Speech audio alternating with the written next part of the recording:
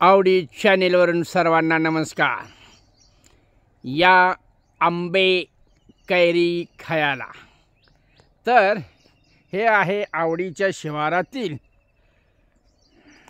विहिरीकाठचं आंब्याचं झाड। एक 25 वर्षे झाले असतील, पण काही ठिकाणी 100 वर्षाची देखील झाडं आपल्याला पाहायला मिळतात।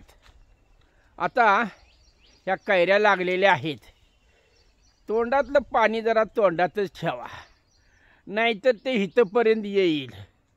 तर सांगण्याचं तात्पर्य, आज एका विशेष व्हिडिओचं मी चित्रीकरण करणार आहे आणि त्यासाठी या आंब्याच्या गर्द छायेमध्ये मी आलेलो आहे। सकाळ संध्याकाळ दुपार या तिन्ही वेळेमध्ये मी माझ्या या आम्रवृक्षाच्या खाली येऊन माझी व्हिडिओ निर्मिती करत असतो।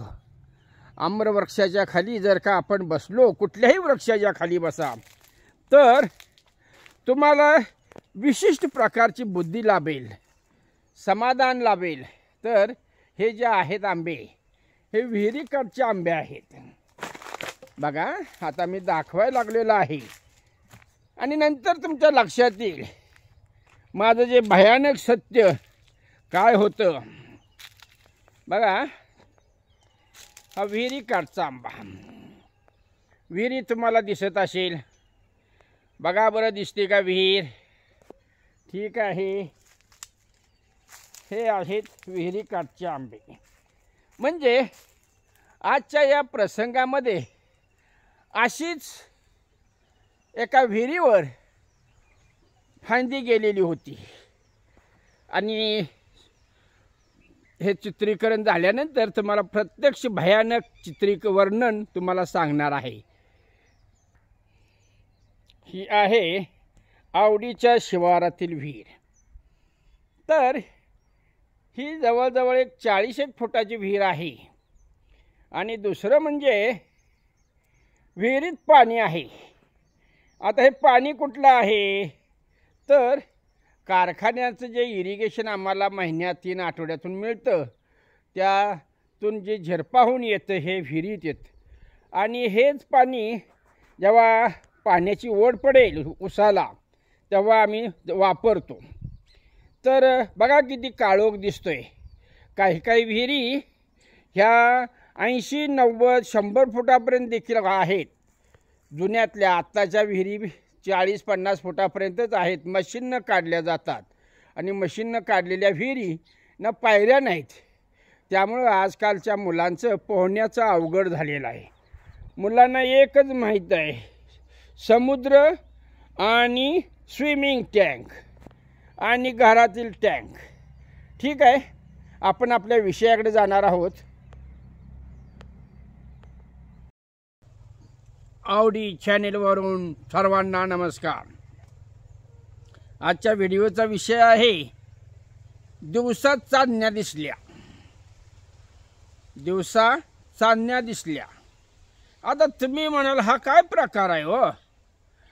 त्या तारांगणामध्ये, नभांगणामध्ये वगैरे, त्या डेरेदार तंबूमध्ये, काळोखामध्ये चांदण्या दिसतात आणि तुम्हाला दिवसा चांदण्या कशा दिसल्या? तर हा आहे वाक्प्रचार। दिवसात चांदण्या दिसणे, दिवसात चांदण्या दाखवू का वगैरे जे आहे, हे काय आहे? थरकाप उडवणारी ही वाक्य आहेत। ज्या वेळेला भीतीनं माणूसाची गाळण होते, थर थर थर थर कापायला लागतो, तेव्हा त्याला दिवसात चांदण्या दिसल्या असं म्हटलं जातं। काही लोक एखाद्या संकटातून वाचल्यात नंतर काय म्हणतात? बाल बाल बच गए। शिवाय एखादा मनुष्य म्हणतो, आईचं दूध आटवलं म्हणून पुन्हा बाबा तिकडं नाही। तर सांगण्याचं तात्पर्य म्हणजे तुम्हाला माहीतच आहे, मी मादळमोठी गावामध्ये 10 वर्षे सर्व्हिस केली।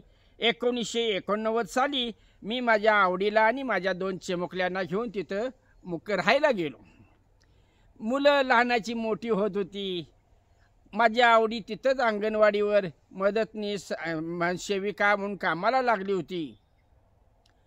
अगदी गुण्यागोविंदानं चाललेलं होतं. आमच्या खोलीच्या शेजारीच तुकाराम भारते नावाचे एक गृहस्थ होते.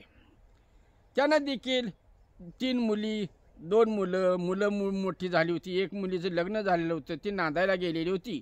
आणि 2 मुली होत्या, एक संगीता आणि एक सुवर्णा.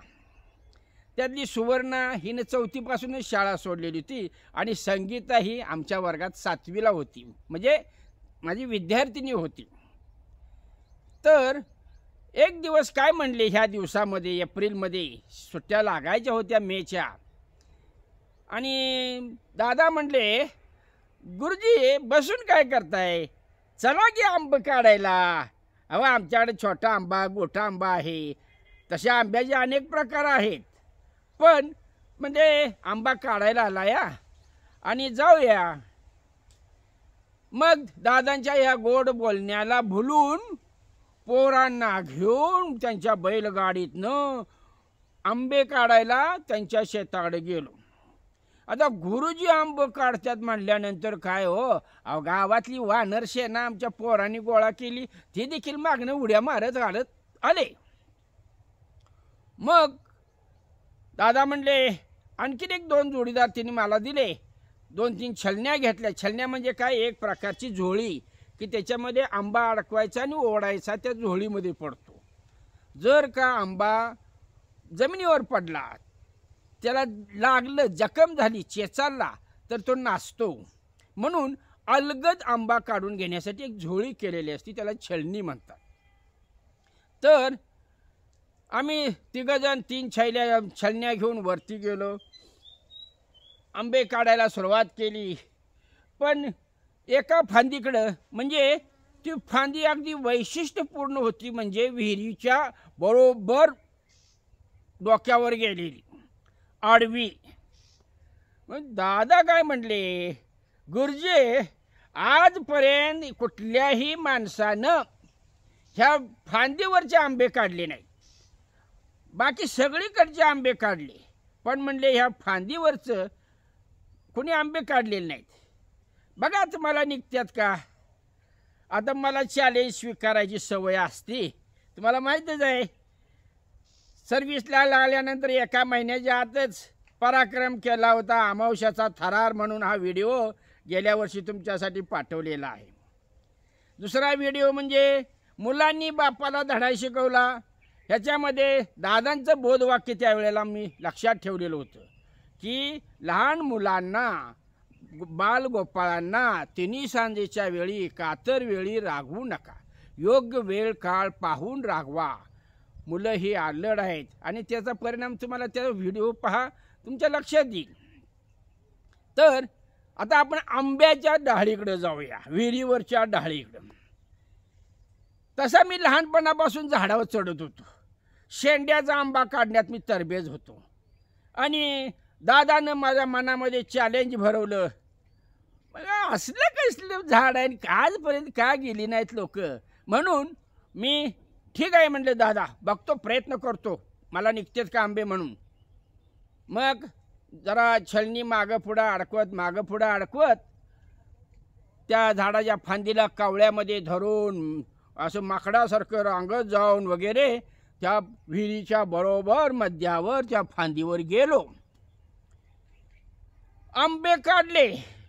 जसं आंबा निघतील, छलनीमध्ये 4-5 आंबे निघतील, तसे मी खाली पाठवत होतो, दुसरी छलनी हातात घेत होतो, आंबे काढत होतो. अशा पद्धतीनं त्या फांदीवरील जवळजवळ पोतभर आंब काढून खाली पाठवलं. पोरं सगळी मोठ्या आनंदाने नाचत होती, मला सापडला, मला सापडला, मला घावला, मोजायचे, गाणी म्हणायची वगैरे वगैरे. आणि त्या मुलांचा आनंद बघून मला बी खूप हुरूप आलेला होता. शेवटी आंबे काढून झाले. दादा म्हणले, गुरुजी या खाली, बस शाबास तुम्हाला. ठीक आहे म्हटलं. मग मी माझी छलनी मागच्या गाड्याला दिली, त्यानं खाली अशा पद्धतीनं खाली छलनी दिली. आता उतरायचा प्रसंग आला.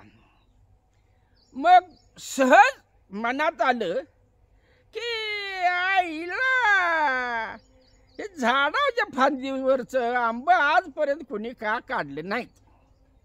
म्हणून सहज म्हटलं निदान खाली तर बघावं. झाडाची फांदी जमिनीपासून वर 40 फुटावर, आणि जेव्हा खाली बघितलं तेव्हा भयानक अंधार दिसला. विहिरीमध्ये पाणी नव्हतं. जवळजवळ 60-70 फुटाची विहीर खोल, मी जमिनीपासून 40 फूट, अशा प्रकारे 100 फुटाचं अंतर. जेव्हा मी खाली असं वाकून पाहिलं, अरे बाप रे, माझे डोळे गर गर गर गर फिरायला लागले. आता काय करायचं?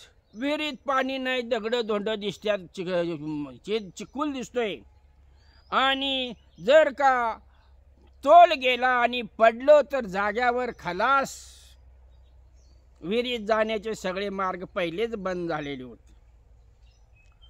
विचार केला, अंग थरथर कापत होतं, तोंडाची बोबडी वळलेली होती, आणि तिथंच फांदीला मी अशी मिठी मारली आणि त्याला खाली हळूवार खाली बसलो, आणि श्रीराम जय राम जय जय राम गोंदवलेकर महाराजांचा मी जप म्हणायला सुरुवात केली. 80 साली मी गोंदवलेकर महाराजांची दीक्षा घेतली होती. एक 5-10 मिनटं मी डोळे घट्ट धरून, ती फांदीला घट्ट धरून, मी श्रीराम जय राम जय जय राम, श्रीराम जय राम जय जय राम असा जप करायला लागलो.